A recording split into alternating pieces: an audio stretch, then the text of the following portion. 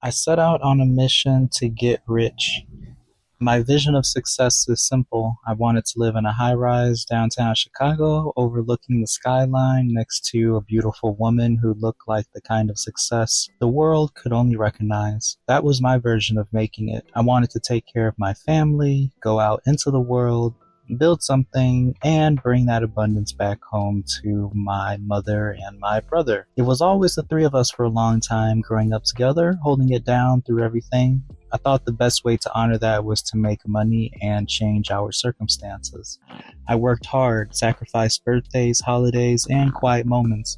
I missed dinners and milestones because I was chasing a vision. For a while, I thought it failed. The freedom I was searching for, the downtown life I imagined. I was able to get proximity to success, but not peace. Yet looking back, I understand now what The Science of Getting Rich by Wallace D. Wattles was saying, that if you don't get exactly what you want, you'll find something much better later on. That something much better has revealed itself and continues to unfold. I'm preparing for my own exodus if I haven't already. Not from a country, but from a mindset. The kind of mind that is moving toward getting rich.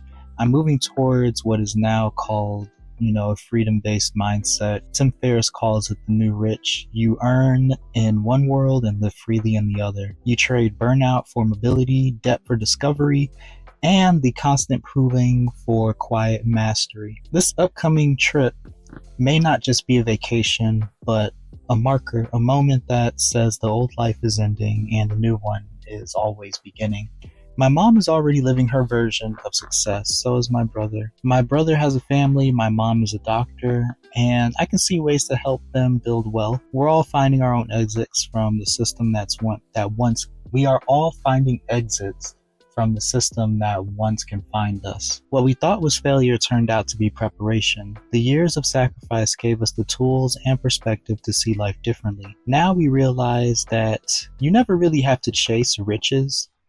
You only have to realign with what wealth really means to you. For me personally, that could be like creativity, connection, time, peace, the dream in the high rise apartment. That dream still exists for me, but it's a little more flexible. It could be anywhere or, at any place, and, it's not a retreat, but a life form that I'd like to return to, and that like to live like a higher quality of life. That was my exodus, and I guess exodus is always happening, somewhere. I'm always leaving behind the world that taught me to chase wealth and entering a world that lets me live in it, be it, and embody it. I'm not escaping anything, I'm expanding into everything. I carry the strength of my mother, the loyalty of my brother, and the lessons of my past. I go not just for myself, but for everyone who came before me and everyone who will come after. This is my way out of limitation and into the life that was waiting for me all along.